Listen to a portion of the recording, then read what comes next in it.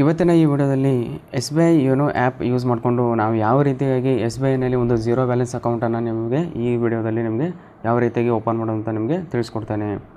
ಮೊದಲನೇದಾಗಿ account open ಮಾಡೋಕ್ಕೆ ನಿಮ್ಮ ಹತ್ರ ಒಂದು register Aadhaar card, mobile number link ಇರಬೇಕು ಆಧಾರ್ ಕಾರ್ಡ್ಗೆ. ಅದೇ ರೀತಿಯಾಗಿ ಒಂದು ಪ್ಯಾನ್ ಕಾರ್ಡ್ ಕೂಡ ಇರಬೇಕು. ನೀವೇನಾದರೂ ಆನ್ಲೈನ್ ವಿಡಿಯೋ KYC ಮುಖಾಂತರ KYC ಏನಾದರೂ ಕಂಪ್ಲೀಟ್ ಮಾಡ್ತಾಯಿದ್ದರೆ ನಿಮ್ಮ ಹತ್ರ ಒಂದು ಫಿಸಿಕಲ್ ಪ್ಯಾನ್ ಕಾರ್ಡ್ ಇರಬೇಕು. ಅದೇ ರೀತಿಯಾಗಿ ನಿಮ್ಮ ಹತ್ರ ನೀವು ಆ್ಯಪನ್ನು ಇನ್ಸ್ಟಾಲ್ ಮಾಡೋಕ್ಕೆ ನಿಮ್ಮದು ಒಂದು ಸಿಮ್ಮು ರೀಚಾರ್ಜ್ ಕೂಡ ಇರಬೇಕು. ಅದೇ ರೀತಿಯಾಗಿ SMS ಬರಲಿಕ್ಕೆ ಕೂಡ ರೀಚಾರ್ಜ್ ಕೂಡ ಇರಬೇಕಂತಲೇ ಹೇಳ್ಬೋದು. ಈಗ ಬನ್ನಿ ಯಾವ ರೀತಿಯಾಗಿ ಅಕೌಂಟ್ ಓಪನ್ ಮಾಡೋದಂತ ನಿಮಗೆ ತಿಳಿಸ್ಕೊಡ್ತೇನೆ. ಮೊದಲನೇದಾಗಿ ಈ ಆ್ಯಪಿನ ಒಂದು ಲಿಂಕನ್ನು ನಾನು ಡಿಸ್ಕ್ರಿಪ್ಷನಲ್ಲಿ ಕೊಟ್ಟಿರ್ತೇನೆ, ಅಲ್ಲಿಂದ ಹೋಗಿ ಇಲ್ಲಿ ಡೌನ್ಲೋಡ್ ಮಾಡ್ಕೊಬೋದು. ಡೌನ್ಲೋಡ್ ಮಾಡಿದ ನಂತರ ಓಪನ್ ಮೇಲೆ ಕ್ಲಿಕ್ ಮಾಡಿ. ಆ್ಯಪನ್ನು ಓಪನ್ ಮಾಡಿದ ನಿಮಗೆ ಈ ರೀತಿಯಾದ ಒಂದು ಇಂಟರ್ಫೇಸ್ ಬರುತ್ತೆ. ಇಲ್ಲಿ ಕೆಳಗಡೆ ನೋಡ್ಬೋದು ಓಪನ್ ಸೇವಿಂಗ್ ಅಕೌಂಟ್ ಅಂತ ಇದೆಯಲ್ಲ, ಅದ್ರ ಮೇಲೆ ಕ್ಲಿಕ್ ಮಾಡಿ. ಅದ್ರ ಮೇಲೆ ಕ್ಲಿಕ್ ಮಾಡಿದ ನಂತರ ನಿಮಗೆ ಇಲ್ಲಿ ಎರಡು ರೀತಿಯಾದ ಆಪ್ಷನ್ ಸಿಗುತ್ತೆ. ನಿಮ್ಮ ಹತ್ರ ಆಧಾರ್ ಕಾರ್ಡ್ ಇತ್ತು, ವಿಡಿಯೋ KYC ಮಾಡ್ತೀರಾ ಅಂದರೆ ವಿದೌಟ್ ಬ್ರ್ಯಾಂಚ್ ವಿಸಿಟ್ ಮಾಡಿ, ಅಥವಾ ಆ್ಯಡ್ ಬ್ರ್ಯಾಂಚ್ ವಿಸಿಟ್ ಅಂತ ಕ್ಲಿಕ್ ಮಾಡಿದರೆ ಆಧಾರ್ ಕಾರ್ಡ್ ಅಥವಾ ಇನ್ನಿತರದ ಒಂದು identity proof, voter ID, passport ಈ ರೀತಿಯಾದ ಒಂದು ತೊಗೊಂಡು ನೀವು ಬ್ಯಾಂಕ್ನಲ್ಲಿ ಕೂಡ ಮಾಡ್ಬೋದು. ಆದರೆ ಇಲ್ಲಿ ನಿಮಗೆ ಜೀರೋ ಬ್ಯಾಲೆನ್ಸು ಅದೇ ರೀತಿಯಾಗಿ ಯಾವುದೇ ರೀತಿಯಾದ ಒಂದು ಇಂಟ್ರಪ್ಷನ್ ಇಲ್ಲದೆ ಅಕೌಂಟ್ ಓಪನ್ ಮಾಡಬೇಕಂದ್ರೆ ಇಲ್ಲಿ ವಿದೌಟ್ ಬ್ರ್ಯಾಂಚ್ ವಿಸಿಟ್ ಅಂತ ಇದೆಯಲ್ಲ, ಅದನ್ನ ಕ್ಲಿಕ್ ಮಾಡ್ಕೊಳ್ಳಿ. ಇಲ್ಲ ನೀವು ಬ್ರ್ಯಾಂಚ್ಗೆ ವಿಸಿಟ್ ಮಾಡ್ತೀರಾ, ಅಪ್ಲಿಕೇಶನನ್ನು ಆನ್ಲೈನಲ್ಲಿ ಫಿಲ್ ಮಾಡ್ತೀರಾ ಅಂದರೆ ಎರಡನೇ ಆಪ್ಷನ್ ಯೂಸ್ ಮಾಡ್ಬೋದು. ಅದನ್ನ ಹೇಗೆ ಅಕೌಂಟ್ ಓಪನ್ ಮಾಡಬೇಕಂತ ನಾನು ಹಿಂದಿನ ವರ್ಷ ಒಂದು ವಿಡಿಯೋ ಕೂಡ ಮಾಡಿದ್ದೆ. ಆ ವಿಡಿಯೋನ ಲಿಂಕನ್ನು ನಾನು ಡಿಸ್ಕ್ರಿಪ್ಷನಲ್ಲಿ ಕೊಟ್ಟಿರ್ತೇನೆ, ಅಲ್ಲಿಂದ ಹೋಗಿ ನೋಡಿದರೆ ಯಾವ ರೀತಿಯಾಗಿ ಬ್ರ್ಯಾಂಚ್ಗೆ ವಿಸಿಟ್ ಮಾಡಿ ಆನ್ಲೈನ್ ಡಾಕ್ಯುಮೆಂಟ್ಸ್ ಫಿಲ್ ಮಾಡಿಕೊಂಡು ಯಾವ ರೀತಿಯಾಗಿ ಅಕೌಂಟ್ ಮಾಡೋದಂತ ನಿಮಗೆ ತಿಳಿಸ್ಕೊಟ್ಟಿದ್ದೆ. ಈಗ ಬನ್ನಿ ಆನ್ಲೈನ್ ವಿಡಿಯೋ KYC ಮುಖಾಂತರ ಜೀರೋ ಬ್ಯಾಲೆನ್ಸ್ ಹೇಗೆ ವಿಡಿಯೋ ಮಾಡೋದಂತ ನಿಮಗೆ ತಿಳಿಸ್ಕೊಡ್ತೇನೆ. ಇಲ್ಲಿ ವಿದೌಟ್ ಬ್ರ್ಯಾಂಚ್ ವಿಸಿಟ್ ಅಂತ ಇದೆಯಲ್ಲ, ಅದರ ಮೇಲೆ ಕ್ಲಿಕ್ ಮಾಡಿ.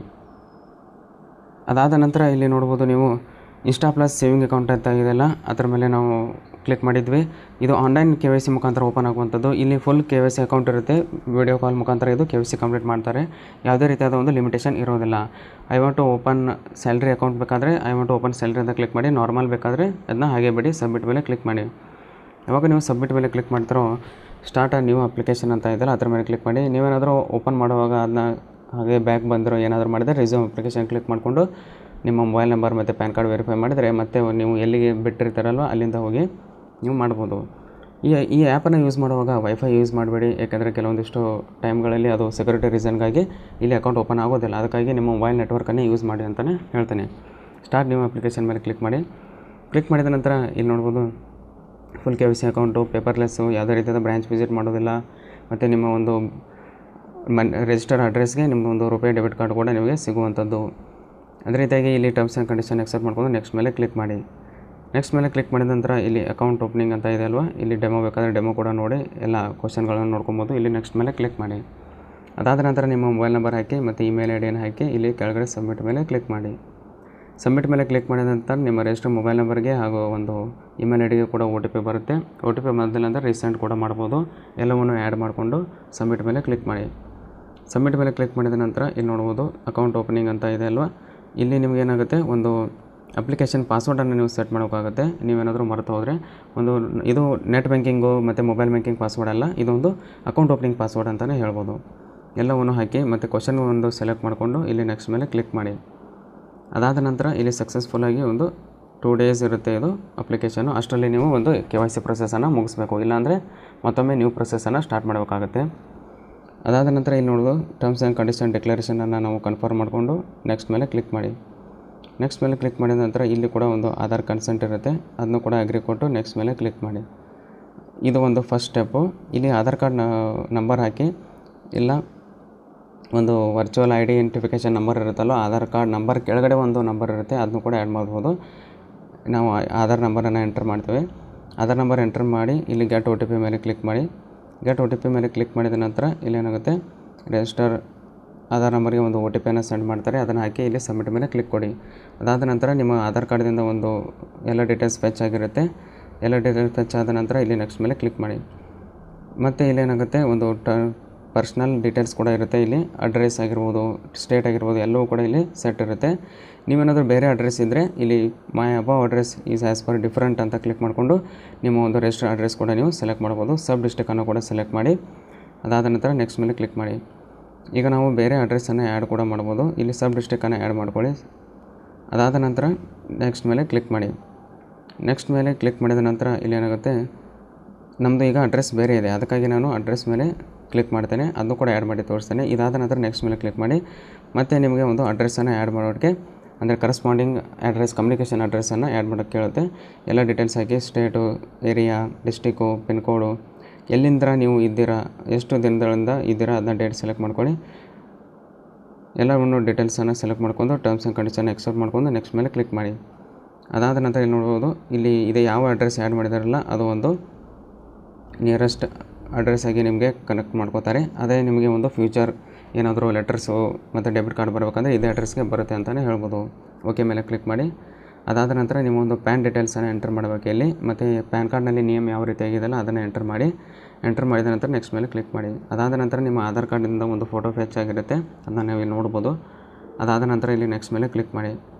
ನೆಕ್ಸ್ಟ್ ಮೇಲೆ ಕ್ಲಿಕ್ ಮಾಡಿದ ನಂತರ ಇಲ್ಲಿ ಏನಾಗುತ್ತೆ, ನಿಮ್ಮ ಎಜುಕೇಷನ್ ಕ್ವಾಲಿಫಿಕೇಷನ್ ಏನು, ನೀವೇನಾದ್ರು 10th ಮಾಡಿದರೆ ಒಂದು SSH ಅಂತ ಇದೆಯಲ್ಲ, ಹೈಸ್ಕೂಲ್ ಅಂತ ಇದೆಯಲ್ಲ ಅದನ್ನು ಕ್ಲಿಕ್ ಮಾಡ್ಕೊಳ್ಳಿ. ನೀವೇನು ಪ್ರೊಫೆಷ್ನಲ್ ಇದ್ದರೆ ಪ್ರೊಫೆಷ್ನಲ್ ಮಾಡಿ, ನಿಮ್ದೇನೋ ಡಿಗ್ರಿ ಇದ್ದಿದ್ದರೆ ಗ್ರ್ಯಾಜುಯೇಟ್ ಅಂತ ಹಾಕಿ, ನೀವೇನಾದರೂ 10th ಒಳಗಡೆ ಇದ್ದರೆ ಬಿಲೋ SSC ಹಾಕಿ, ನೀವೇನಾದರೂ ಡಿಗ್ರಿ ಮೇಲೆ ಒಂದು ಡಬಲ್ ಡಿಗ್ರಿ ಮಾಡಿದರೆ PG ಪೋಸ್ಟ್ ಗ್ರ್ಯಾಜುಯೇಟ್ ಅಂತ ಹಾಕಿ. ಅದಾದ ನಂತರ ನೀವು ಮ್ಯಾರಿಡು ಅನ್ಮ್ಯಾರಿಡು ಕೇಳುತ್ತೆ, ನಿಮ್ದು ಯಾವುದಾದ್ರು ಸೆಲೆಕ್ಟ್ ಮಾಡ್ಕೊಳ್ಳಿ. ಅದಾದ ನಂತರ ಇಲ್ಲಿ ಒಂದು ನಿಮ್ಮದು ಸಿಟಿ ಆಫ್ ಬರ್ತ್, ನಿಮ್ಮ ಹುಟ್ಟಿದ ಒಂದು ಊರು ಯಾವುದು ಅದನ್ನ ಹಾಕಿ, ನಿಮ್ಮ ಫಾದರ್ ನೇಮನ್ನು ಹಾಕಿ, ಮದರ್ ನೇಮನ್ನು ಹಾಕಿ ನೆಕ್ಸ್ಟ್ ಮೇಲೆ ಕ್ಲಿಕ್ ಮಾಡಿ. ನೆಕ್ಸ್ಟ್ ಮೇಲೆ ಕ್ಲಿಕ್ ಮಾಡಿದ ನಂತರ ಇಲ್ಲಿ ಒಂದು ಐ ಡಿಕ್ಲೇರ್, ಇಲ್ಲಿ ಒಂದು ಟರ್ಮ್ಸ್ ಆ್ಯಂಡ್ ಕಂಡೀಷನ್ ಇದೆ ಅದನ್ನು ಹಾಕಿ ನೆಕ್ಸ್ಟ್ ಮೇಲೆ ಕ್ಲಿಕ್ ಮಾಡಿ. ಅದಾದ ನಂತರ ಇಲ್ಲಿ ನಿಮ್ಮ ಆಕ್ಯುಪೇಷನ್ ಏನು ಅದನ್ನ ಸೆಲೆಕ್ಟ್ ಮಾಡ್ಕೊಳ್ಳಿ. ಅದಾದ ನಂತರ ಇಲ್ಲೇನಾಗುತ್ತೆ, ನೀವು ಒಂದು ಯಾವ ರೀತಿಯಾದ ಒಂದು ಆಕ್ಯುಪೇಷನ್ ಇದೆ ಅದನ್ನು ನೀವು ಸೆಲೆಕ್ಟ್ ಮಾಡ್ಕೊಳ್ಳಿ. ಸೆಲೆಕ್ಟ್ ಮಾಡಿದ ನಂತರ ನಿಮ್ಮದು ಆ್ಯನ್ಯುವಲ್ ಇನ್ಕಮ್ ಎಷ್ಟಿದೆ ಅದನ್ನು ಕೂಡ ಮಾಡ್ಕೊಳ್ಳಿ. ಮತ್ತು ನಿಮ್ಮದು ಸೋರ್ಸ್ ಆಫ್ ಫಂಡ್ಸ್ ಏನು, ಅದನ್ನು ನಿಮ್ಮದು ಏನಾದರೂ ಸ್ಯಾಲ್ರಿ ಇದೆಯಾ, ಬಿಸ್ನೆಸ್ ಇನ್ಕಮ್ ಇದೆಯಾ, ಅಗ್ರಿಕಲ್ಚರ, ಎಲ್ಲವನ್ನು ಯಾವ್ದು ಬೇಕಂತ ಸೆಲೆಕ್ಟ್ ಮಾಡಿಕೊಂಡು ನೆಕ್ಸ್ಟ್ ಮೇಲೆ ಕ್ಲಿಕ್ ಮಾಡಿ. ಎಲ್ಲೋ ಡೀಟೇಲ್ಸ್ ನೋಡಿಕೊಂಡು ನೆಕ್ಸ್ಟ್ ಮೇಲೆ ಕ್ಲಿಕ್ ಮಾಡಿ. ಅದಾದ ನಂತರ ನಿಮ್ಮ ರಿಲಿಜನನ್ನು ಕೇಳುತ್ತೆ, ಆ ರಿಲಿಜನನ್ನು ನೀವು ಹಾಕಿ. ಅದಾದ ನಂತರ ನಿಮ್ಮದು ಕ್ಯಾಟಗರಿ ಯಾವುದು ಬರುತ್ತೆ, ಜನರಲ್ ಬರುತ್ತೋ, OBC ಬರುತ್ತಾ, SC ST ಬರುತ್ತಾ ಅದನ್ನ ನೋಡ್ಕೊಂಡು ಹಾಕಿ. ಅದಾದ ನಂತರ ನಿಮ್ಮ ಒಂದು ನಾಮಿನಿ ಡೀಟೇಲ್ಸು, ನೀವೇನಾದರೂ ಅಕಾಲಿಕ ಮರಣವನ್ನು ಹೊಂದಿದರೆ ನಿಮ್ಮ ಒಂದು ಅಕೌಂಟು ಯಾರಿಗೆ ಸೇರ್ತದೆ, ನಿಮ್ಮ ಅಕೌಂಟಿನ ಒಂದು ಬ್ಯಾಲೆನ್ಸ್ ಆಗಿರ್ಬೋದು, ಇನ್ಸೂರೆನ್ಸ್ ಆಗಿರ್ಬೋದು, ಮ್ಯೂಚುವಲ್ ಫಂಡ್ ಆಗಿರ್ಬೋದು, ಎಲ್ಲವೂ ಅವರಿಗೆ ಟ್ರಾನ್ಸ್ಫರ್ ಮಾಡ್ತಾರೆ ಅಂತಲೇ ಹೇಳ್ಬೋದು. ಎಲ್ಲ ಡೀಟೇಲ್ಸನ್ನು ಫಿಲ್ ಮಾಡಿಕೊಂಡು ಇಲ್ಲಿ ನೆಕ್ಸ್ಟ್ ಮೇಲೆ ಕ್ಲಿಕ್ ಮಾಡಿ. ನೆಕ್ಸ್ಟ್ ಮೇಲೆ ಕ್ಲಿಕ್ ಮಾಡಿದ ನಂತರ ಇಲ್ಲೇನಾಗುತ್ತೆ, ನಾಮಿನಿ ಡೀಟೇಲ್ಸಿನ ಒಂದು ಅಡ್ರೆಸ್ ಹಾಕಬೇಕು, ಪಿನ್ ಕೋಡ್ ಹಾಕಬೇಕು ಮತ್ತು ಸ್ಟೇಟನ್ನು ಕೂಡ ಹಾಕಬೇಕು. ಅದಾದ ನಂತರ ನೆಕ್ಸ್ಟ್ ಮೇಲೆ ಕ್ಲಿಕ್ ಮಾಡಿ. ಎಲ್ಲ ಡೀಟೇಲ್ಸನ್ನು ಕಂಪ್ಲೀಟಾಗಿ ನೀವು ನೋಡ್ಕೋಬೇಕು. ನೋಡ್ಕೊಂಡ ನಂತರ ಇಲ್ಲೇನಾಗುತ್ತೆ, ಒಂದು ಹೋಮ್ ಬ್ರ್ಯಾಂಚಿನ ಒಂದು ಸೆಲೆಕ್ಟ್ ಮಾಡೋಕ್ಕೆ ಕೇಳುತ್ತೆ. ನಿಮ್ಮದು ಒಂದು ರಿಜಿಸ್ಟರ್ಡ್ ಅಡ್ರೆಸ್ ಮೇಲೆ ಒಂದು ಬ್ಯಾಂಕನ್ನು ಕೊಟ್ಟಿರ್ತಾರೆ, ಆ ಬ್ರ್ಯಾಂಚ್ ಬೇಡ ಅಂದರೆ ನನ್ ಆಫ್ ದಿ ಅಬವ್ ಅಂತ ಸೆಲೆಕ್ಟ್ ಮಾಡ್ಕೊಂಡು ಬೇರೆ ಬ್ರ್ಯಾಂಚ್ ಕೂಡ ನೀವು ಸೆಲೆಕ್ಟ್ ಮಾಡ್ಬೋದು. ಇದು ನಮ್ಮದೇ ಅದೇ ನಿಮಗೆ ಬೇಕಾಗಿರುವಂಥ ಒಂದು ಅಡ್ರೆಸ್ ಇದೆ, ಅದಕ್ಕಾಗಿ ಇದೇ ಅಡ್ರೆಸ್ಸಿನ ಒಂದು ಬ್ರ್ಯಾಂಚನ್ನು ನಾನು ಸೆಲೆಕ್ಟ್ ಮಾಡ್ತೇನೆ. ನೆಕ್ಸ್ಟ್ ಮೇಲೆ ಕ್ಲಿಕ್ ಮಾಡಿ. ಅದಾದ ನಂತರ ಇಲ್ಲಿ ನೋಡ್ಬೋದು, ಬ್ರ್ಯಾಂಚಿನ ಒಂದು ಅಡ್ರೆಸ್ಸು ಎಲ್ಲವೂ ಇಲ್ಲಿ ಶೋ ಆಗುತ್ತೆ. ಅದಾದ ನಂತರ ನೆಕ್ಸ್ಟ್ ಮೇಲೆ ಕ್ಲಿಕ್ ಮಾಡಿ. ನೆಕ್ಸ್ಟ್ ಮೇಲೆ ಕ್ಲಿಕ್ ಮಾಡಿದರೆ ಟರ್ಮ್ಸ್ ಆ್ಯಂಡ್ ಕಂಡೀಷನ್ಗಳನ್ನ ಎಕ್ಸೆಪ್ಟ್ ಮಾಡ್ಕೊಂಡು ಆ ಅಗ್ರಿ ಅಂತ ಕೊಡಿ. ಆ ಅಗ್ರಿ ಅಂತ ಕೊಟ್ಟ ನಂತರ ಇಲ್ಲಿ ನೆಕ್ಸ್ಟ್ ಮೇಲೆ ಕ್ಲಿಕ್ ಮಾಡಿ. ಅದಾದ ನಂತರ ಇಲ್ಲಿ ಕಂಪ್ಲೀಟ್ ಪ್ರೊಸೆಸ್ ಮುಗೀತೀಗ, ಅಂದರೆ ಒಂದು ಅಪ್ಲಿಕೇಶನ್ ಪ್ರೊಸೆಸ್ ಮುಗೀತು. KYC ಏನೂ ಮುಗಿದಿಲ್ಲ, ನಿಮಗೆ ತಿಳಿಸ್ಕೊಡ್ತೇನೆ. ಅದಾದ ನಂತರ ಇಲ್ಲಿ ಮೊಬೈಲ್ ನಂಬರ್ಗೆ OTP ಬರುತ್ತೆ, OTPಯನ್ನು ಹಾಕಿ ಇಲ್ಲಿ ನೆಕ್ಸ್ಟ್ ಮೇಲೆ ಕ್ಲಿಕ್ ಮಾಡಿ. ಅದಾದ ನಂತರ ಇಲ್ಲಿ ನಿಮಗೆ ಡೆಬಿಟ್ ಕಾರ್ಡ್ ಡೀಟೇಲ್ಸನ್ನು ಕೇಳ್ತದೆ. ಇಲ್ಲಿ ನಿಮಗೆ ಯಾವ ರೀತಿಯಾದ ಒಂದು ಡೆಬಿಟ್ ಕಾರ್ಡ್ ಬೇಕು, ನೇಮ್ ಏನು ಬೇಕು ಎಲ್ಲವನ್ನು ಹಾಕಿ ನಿಮ್ಮ ರಿಜಿಸ್ಟರ್ ಅಡ್ರೆಸ್ಗೆ ಒಂದು 15 ಡೇಸ್ ಆದ ನಂತರ ಇದು ಡೆಲಿವರ್ ಆಗುತ್ತೆ. ಇದು ನಿಮಗೆ KYC ಆದರೆ ಮಾತ್ರ ನಿಮಗೆ ಬರುತ್ತೆ. ಮತ್ತು ಇನ್ನೊಂದು ಏನು ಹೇಳಬೇಕಂದ್ರೆ, ನಿಮಗೆ ಚೆಕ್ ಬುಕ್ ಈಗ ಡೆಲಿವರ್ ಆಗೋದಿಲ್ಲ, ಕೇವಲ ಒಂದು ಡೆಬಿಟ್ ಕಾರ್ಡ್ ಡೆಲಿವರ್ ಆಗುತ್ತೆ.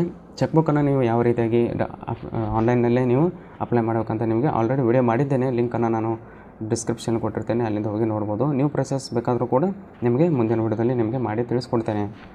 ಎಲ್ಲವನ್ನು ಸೆಲೆಕ್ಟ್ ಮಾಡ್ಕೊಳ್ಳಿ. ಇಲ್ಲಿ ಕಾರ್ಡ್ ಟೈಪ್ ನಿಮ್ಗೆ ಯಾವ್ದು ಬೇಕು, ಒಂದೇ ಇರುತ್ತೆ ಡೊಮೆಸ್ಟಿಕ್ಕು, ಅದನ್ನ ಆ್ಯಡ್ ಮಾಡಿ.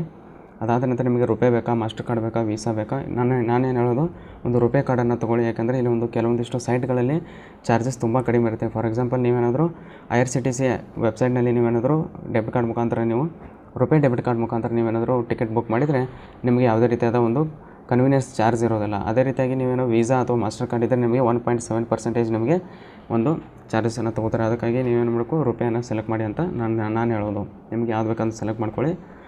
ಎಲ್ಲ ಕೂಡ ಸೇಮೇ, ಕಾರ್ಡ್ ವೇರಿಯಂಟ್ ನೆಟ್ವರ್ಕ್ ಅಷ್ಟೇ ಬೇರೆ. ಎಲ್ಲವನ್ನು ಸೆಲೆಕ್ಟ್ ಮಾಡಿ. ಸೆಲೆಕ್ಟ್ ಮಾಡಿದ ನಂತರ ಇಲ್ಲಿ ನೆಕ್ಸ್ಟ್ ಮೇಲೆ ಕ್ಲಿಕ್ ಮಾಡಿ. ನೆಕ್ಸ್ಟ್ ಮೇಲೆ ಕ್ಲಿಕ್ ಮಾಡಿದ ನಂತರ ನಿಮಗೊಂದು ಏನಾಗುತ್ತೆ, ಟೋಕನ್ ನಂಬರ್ ಜನ್ರೇಟ್ ಆಗುತ್ತೆ. ಇದನ್ನು ನೀವು ಸೆಲೆಕ್ಟ್ ಮಾಡಿ ಇಟ್ಕೊಳ್ಳಿ. ನೀವು ವಿಡಿಯೋ ಕಾಲ್ ಮಾಡೋಕ್ಕೆ ಇದು ಬೇಕೇ ಬೇಕು. ಅಂದರೆ ನಿಮಗೆ ಅಲ್ಲಿ ಹೇಳೋದಿರೋದಿಲ್ಲ, ಆದರೆ ಇದರಿಂದನೇ ಅಲ್ಲಿ ಹೋಗುತ್ತೆ. ಅದಾದ ನಂತರ ಇಲ್ಲಿ ಐ ವಾಲಂಟರಿ ಎಕ್ಸ್ಪ್ರೆಸ್ ಅಂತ ಇಲ್ಲಿ ಕನ್ಸೆಂಟನ್ನು ಕೊಟ್ಟ ನಂತರ ಇಲ್ಲೇನಾಗುತ್ತೆ, ಇಲ್ಲಿ ನೆಕ್ಸ್ಟ್ ಮೇಲೆ ಕ್ಲಿಕ್ ಮಾಡಿ.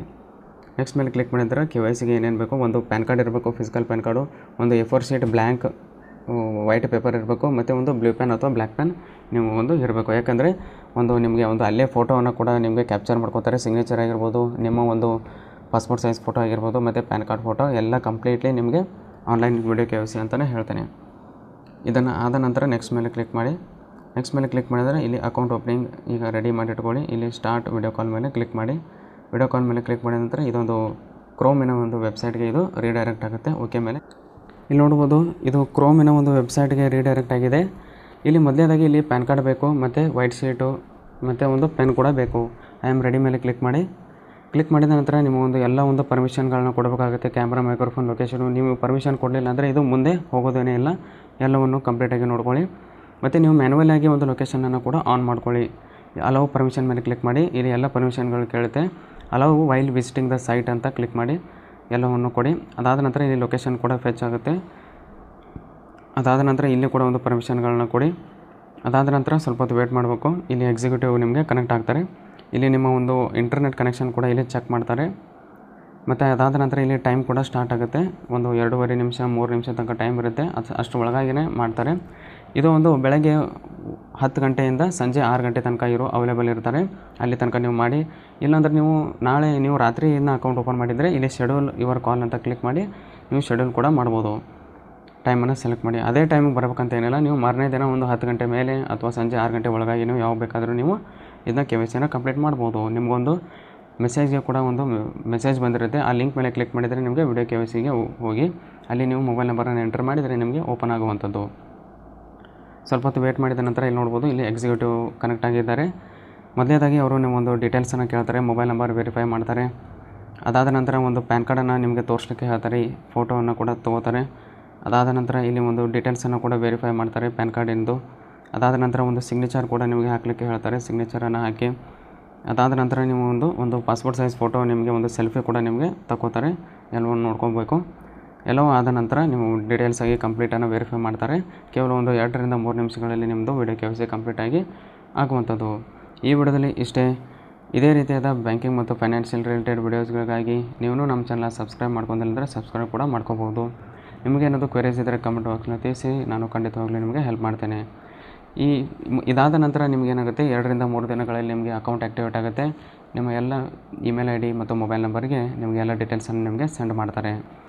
ಮತ್ತು ನಿಮಗೆ ಇಂಟರ್ನೆಟ್ ಬ್ಯಾಂಕಿಂಗು, ಮೊಬೈಲ್ ಬ್ಯಾಂಕಿಂಗು ಹೇಗೆ ಮಾಡಬೇಕಂತ ನಾನು ಆಲ್ರೆಡಿ ವಿಡಿಯೋ ಮಾಡಿದ್ದೇನೆ. ಆ ಎಲ್ಲ ವಿಡಿಯೋಗಳ ಲಿಂಕನ್ನು ನಾನು ಡಿಸ್ಕ್ರಿಪ್ಷನಲ್ಲಿ ಕೊಟ್ಟಿರ್ತೇನೆ. ಅಲ್ಲಿಂದ ಹೋಗಿ ನೋಡ್ಬೋದು. ಮತ್ತು ಅದೇ ರೀತಿಯಾಗಿ ನೀವೇನಾದರೂ ನ್ಯೂ ಪ್ರೊಸೆಸ್ ಬೇಕಂದರೆ ಕಮೆಂಟ್ ಮಾಡಿ. ನಾನು ಒಂದು ನ್ಯೂ ಪ್ರೊಸೆಸನ್ನು ನಿಮಗೆ ಮುಂದಿನ ವಿಡಿಯೋದಲ್ಲಿ ನಿಮಗೆ ಮಾಡಿ ತಿಳಿಸ್ಕೊಡ್ತೇನೆ. ಮತ್ತೆ ಮುಂದಿನ ವಿಡಿಯೋದಲ್ಲಿ ಸಿಗೋಣ.